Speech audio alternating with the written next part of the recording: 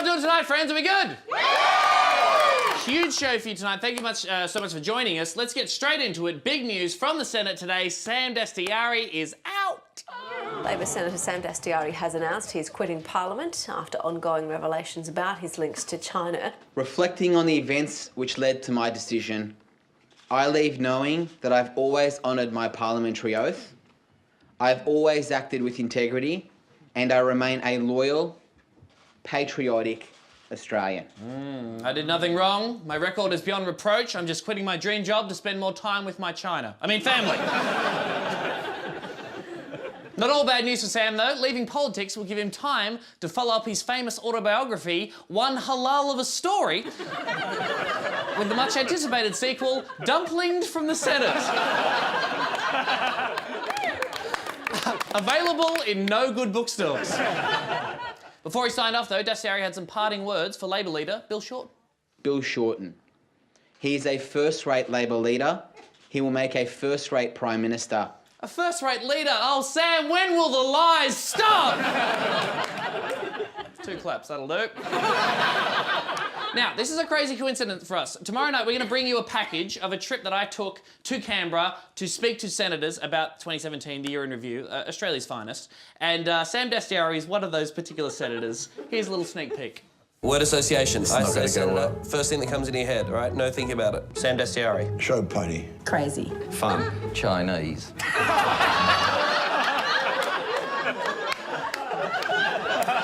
Oh, Erica Betts, so stuck in the past, yet can also see the future. We'll have that full package from our trip to the Senate tomorrow night. Please join us then. But in the meantime, Dastyari is not the only one feeling the heat over connections to China. It's been revealed a political donor linked to the Chinese government paid $55,000 to attend a lunch with Bill Shorten. Really? Someone paid $55,000 and all he got was lunch with Bill Shorten? Not even lunch with Bill Shorten. Bill Shorten is just in the room. I don't think I'd catch a $10 Uber to a party where Bill Shorten is just in the room. All I'm saying is that Boys to Men are touring Australia in January and you can buy a meet and greet opportunity with them for $400. This Chinese donor could have met Boys to Men heaps of times. In fact, for 55 grand, this Chinese donor could have been in Boys to Men. To be fair, though, Bill Shorten is also a legendary R&B performer, so I guess it makes because of the... OK. So, who is this mysterious Chinese donor? A company linked to the Chinese businessman Huang Zhongmo has confirmed the donation was connected to a lunch with the opposition leader in October of 2015. Oh, of course it's Huang Zhongmo. It's always Huang Zhongmo. Huang Zhongmo's met every Australian Prime Minister from Malcolm Turnbull back to Kevin Rudd. But it was his first political friendships in 2012 and 2013 that have caused him the most headaches. Look at it, this dude is fucking everywhere. He is the Chinese Eddie Maguire. And he loves making people millionaires. Since 2012, Huang's donated almost $3 million to both sides of Australian politics. $3 million! Do you know how many Boys to Men CDs you could get to that? A lot. You could get a lot of CDs, guys. Huang's doing pretty well thanks to his property development company, which is named Yoo-Hoo. Now, I didn't know that they were a property development company. I assumed that Yoo-Hoo was a company that made costumes for Bugs Bunny to dress up as a sexy lady and distract male antagonists. Oh, boys, Yoo-Hoo! Want some Chinese money? Moving on, let's talk about spies. Any spies in the audience tonight? Yeah. Terrible spies, terrible spies. Well, if you want to be a spy, today is your lucky day. The Australian Secret Intelligence Service, more commonly known as ASIS, kicking off a recruitment drive. It's the first time since 2014 the agency has launched a program of this magnitude. Teachers, tradies and customer service workers are at the centre of a new drive to find Australia's next James Bond. Yes, Australia's next James Bond, to replace our current James Bond, former Minister for Defence, Kevin Andrews. Look at him, he's got Super Sleuth written all over him. Similarities between Andrews and Bond are undeniable. Bond is always riding around in cool cars. Kevin rides bikes. Bond has his martinis, shaken not stirred. Kev loves a cuppa. You might have seen this a little while ago. Sydney got a brand new ferry, and that ferry got a cheeky little name. A public competition has named Sydney's newest ferry, Ferry McFerryface. Yes. Yes, indeed, friends. The UK had Bodie McBoatface, Australia had Ferry McFerryface, and that is a very funny joke that will never stop being great. Well, my name's not Hosty McHostface. Oh, yes. Now, Andrew Constance, the New South Wales Minister for Transport, actually thought that this name was pretty cool. Look, I mean, Ferry McFerryface, look, it's going to be great for kids, great for grandparents to go down there and get selfies with their littlies. But, you know, look, this is what happened. I put it out to the community. The community had a say. No, Andrew! The internet is not a community. The internet is an ugly cesspit of trolls who delight in ruining naming polls, OK? This is the same community who wanted to name a Greenpeace whale Mr. Splashy Pants and call a Mountain Dew flavour Hitler did nothing wrong. So, we should just be thankful that the Australian online community didn't name this ferry fucking the Drowned Tannic or Mr. Sinky Pants or the SS Don Burke, OK? We should just be thankful for that. Too soon on that one, OK. Now, the name Ferry McFerryface, it was announced about a month ago, but people are still totally pissed off about it. Workers have threatened to boycott working on the ship, and yesterday the Maritime Union posted a very angry video on their Facebook. I mean, what an absolute imbecile. I mean, what a sick joke being played out on the New South Wales electorate. Kids are running down saying, that's great, when's the next bloke going to be named Chicken McNuggets? Chicken McNuggets? Oh! I'd love to be on a boat named after Chicken McNuggets. That's one of the few circumstances that would actually make you want to ride on a fucking ferry, mate. Come on. Chicken McNuggets.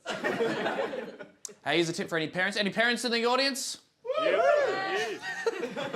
Very good. Bit of a tip for you. According to some new research, okay, kids aged between 4 and 6 perform better during boring tasks when dressed as Batman. Researchers, here's an idea. How about you pop on a Batman costume and focus on the boring task of fixing climate change?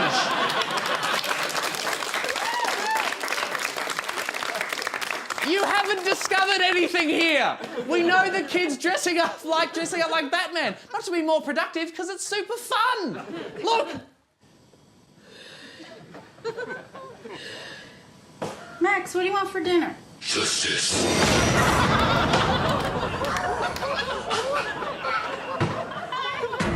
The side order of spaghetti. That is both terrifying and adorable. Of course, dressing up as Batman doesn't always work out too well, particularly if you then try to do the cool shit that Batman does. Now, I just want to preface this by saying that the person involved is totally fine, so you're allowed to laugh, okay?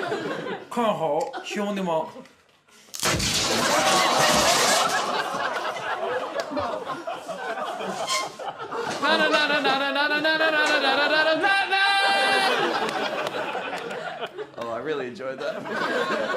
Give me another one of those, please. You're about to watch this. Gotham needs me. To the Batmobile! And I hope you're enjoying this episode of Australia's Funniest Home Videos with me, Hosty McHostface. Now, I'm not going to get too excited, but potentially this could possibly be some good news from Donald Trump. US President Donald Trump has signed a directive for NASA to send American astronauts back to the moon and eventually Mars. Woo! He's taking us to the moon and Mars! First he's taking us to hell, but then the moon! And Mars. Fuck this. No space exploration while Trump is president, okay? We can't let aliens see us like this. We're not presentable. Shut down NASA, please. And to his credit, to Trump's credit, in a very rare sighting. He was actually quite presidential during the announcement, okay? And this type of stuff, it takes class, it takes vision, it takes leadership. And what better way to celebrate such an announcement than by playing with a little spaceman toy? It's either a toy or a decoration you put on your cake when you marry an astronaut. Now, the US hasn't been to the moon since 1972. I don't know why. Space travel doesn't look very hard to me. People, they're launching weather balloons and GoPro shit all the time. Have a look at this, right? Hello Kitty, a Hello Kitty toy has been to space. There it is. A cricket ball has been into space. A teddy bear has been in space. Lego has been to space. Even a Donald Trump bobblehead has been to space. And it's fun watching that thing float around in space, but it's even more fun watching it crash back to Earth. As I said, Australia's funniest home videos. Now, I tell you who's getting into the spirit of the silly season at the moment. Nationals MP George Christensen. Seen here, haunting your nightmares. George has just released a video to wish his constituents in the seat of Dawson a very Merry Christmas. Now, this is totally real. We haven't doctored this at all. Take a look.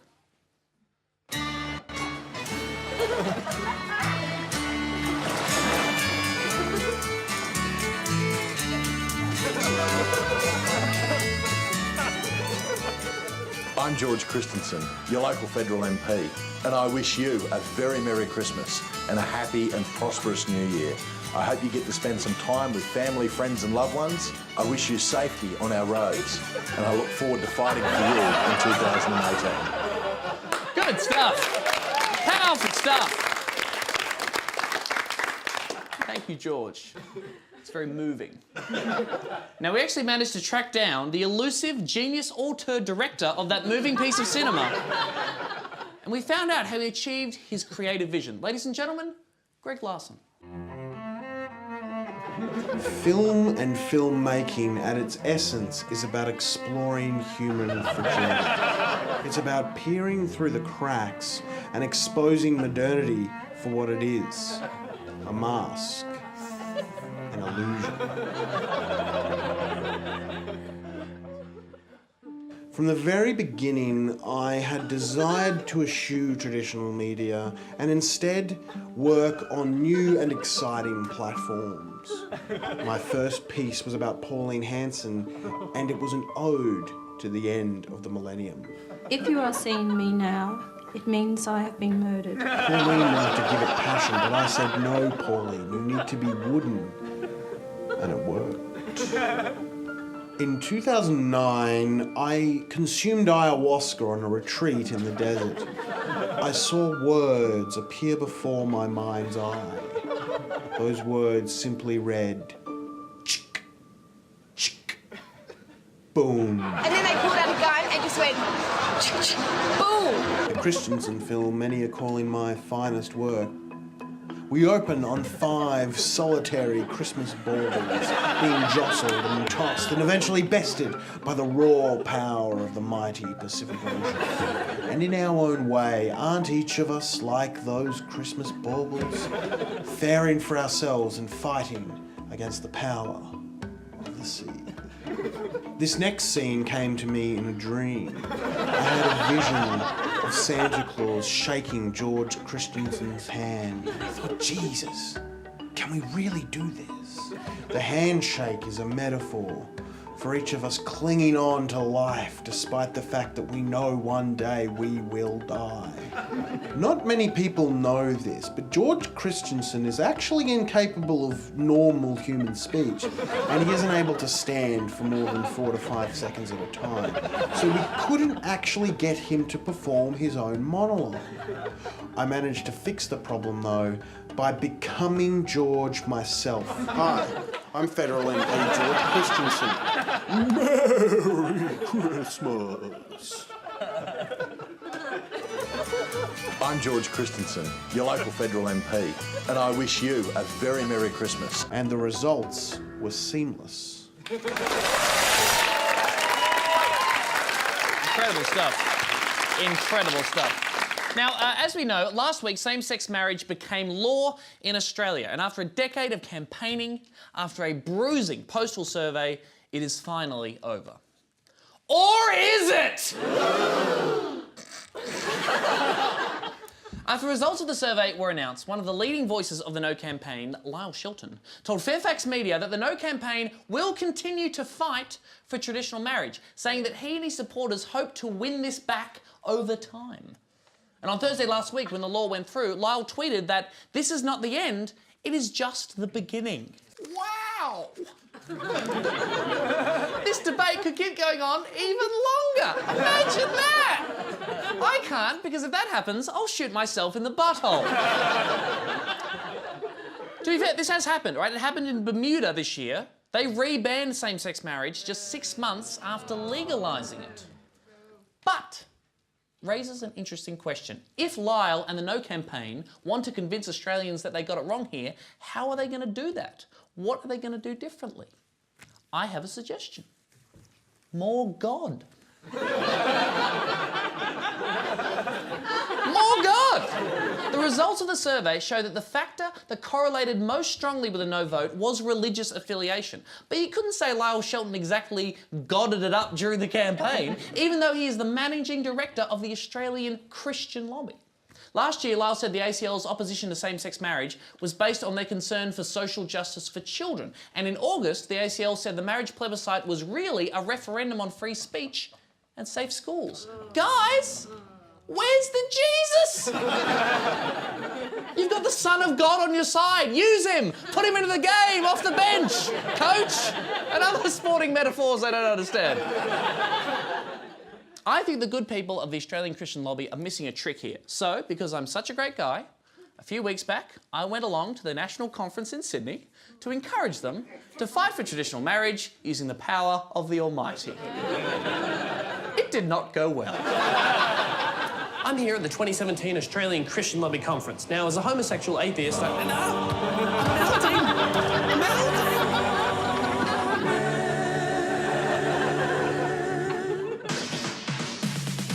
So give me a sign, baby. So tell me you want me, baby. So give me a sign that you want me. So give me a love, baby.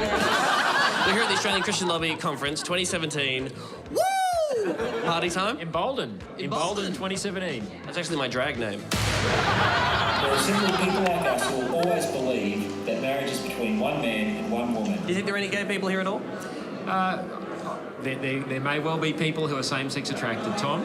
I have an unusual love of musical theatre for a straight man. Do you like Jesus Christ Superstar? I love Jesus Christ Superstar. It's good. It is awesome. My mind is clearer now. Yeah, it's like, yeah, it's... At last, all too well, I can see where we all soon will be. All of us are attracted to different things You're in our sweating. lives. You seem nervous, love. I'm not sweating at all.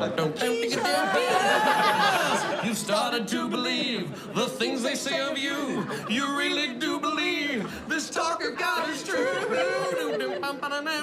But do you think God likes homosexuality? I think that you've got to look at the broad teaching of the whole of, from a Christian point of view, the whole of Scripture. I think the story is still... What's the buzz? Tell me what's happening. What's the buzz? Tell me what's happening. Do you go down there? There are the consequences. I don't want to go to hell. It doesn't sound very nice down there.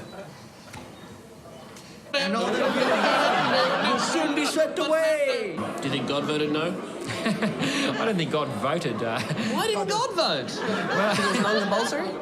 You'd have to ask God that. I can tell you a funny story. I'll tell you a real funny story. I taught religious education to some students, and I asked them a very provocative question.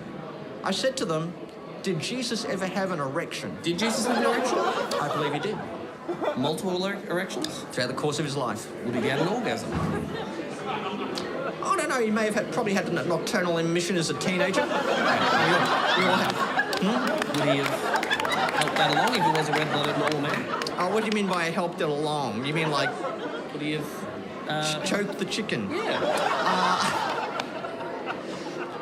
I don't know about that much. Just to be very clear, you brought up Jesus and erections. I want to make that very clear. I know I'm from the godless ABC, but that was your call, sir. We've mocked up some potential slogans for the No campaign to sort of religious up a little bit. Do you mind if I ask your opinion on these? Okay. It's okay to say no, and by okay we mean it's ordained by the creator of the universe.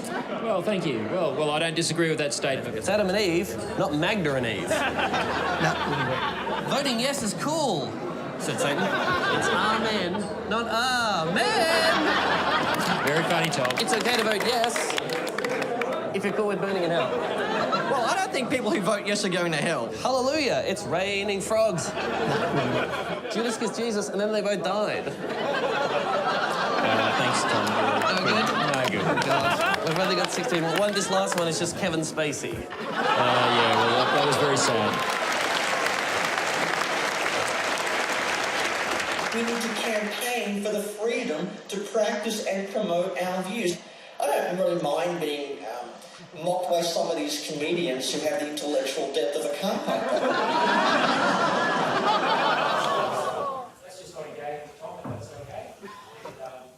Okay, we understand that Lyle is speaking to the audience now, telling them to not engage with us anymore, which is a real shame. That's 700 people. That's as many people who will watch our show. Anyone like to talk to the ABC?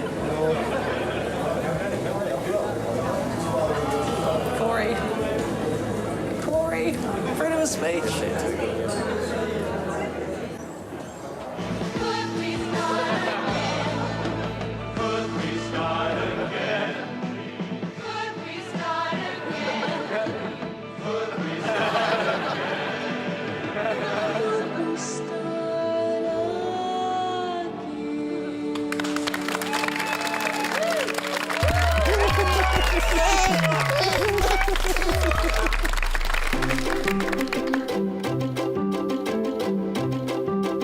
Police say a drunk man knocked down a droid that was built to prevent crime.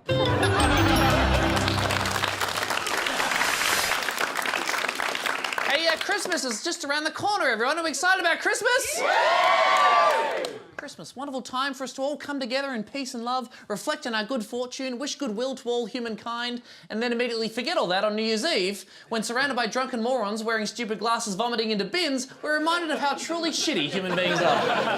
I love this time of year. But whether or not you celebrate Christmas, I think it's always good to try and think about how we can make the world a better place. And for many years, people have tried to do that through the medium of the charity single. From Band-Aid's Do They Know It's Christmas? To USA for Africa's We Are the World, to Scandalous's debut album, Startin' Something. Technically, not a charity release, but I think we can all agree it certainly raised awareness about how great it is to not be in Scandalous. Well, we here at Tonightly thought we'd have a Christmas crack at releasing a hit charity Christmas single ourselves. Now, the only problem was the myriad ways in which the world is fucked up right now made it very hard for us to settle on any one particular cause. Still, it's marginally better than nothing. Enjoy! It's Christmas time, but not everyone gets a tree this year. Deforestation. It's Christmas time, but not everyone gets a gift. Some people didn't deserve it. Also poverty. It's Christmas time, but the bells won't jingle unless we help out with a Christmas single. So we're raising awareness for literally everything. Everything. ISIS is still terrorizing the planet, but that's okay, cause soon it will be way too hot to inhabit. We still haven't figured out Palestine. Our broadband network is a piece of shite. There's hunger and anger, there'll probably be a war with the folks up in North Korea. Racism is alive and well. The lawyer said we couldn't mention Cardinal Pell. It's a Christmas single so that you're aware of all of the issues that are so unfair. But of course the most important one is rigged elections. They give Trump a country and it makes me feel sick. Like seeing Harvey Weinstein take out his dick. Power grid's a joke, I can't run my blender. Hey, at least we get the same pay, regardless of gender.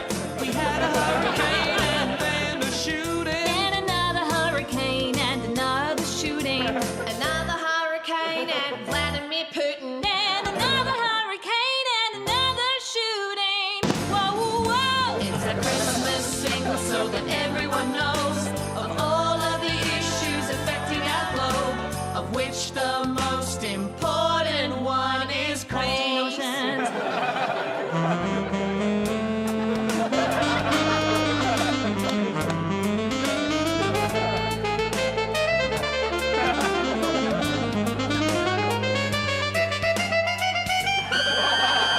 Meanwhile in Yemen, they're plagued by famine. Closer to home, we're overfishing our salmon.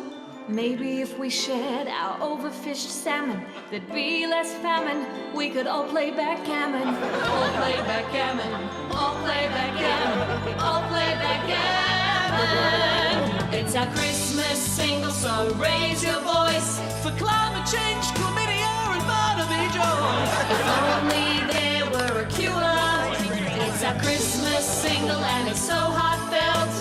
Gotta save Santa when the ice caps melt. But really, guys, we gotta fix this. It's our Christmas single, so sing along. Couldn't pick just one issue for this song. But seriously, please think about the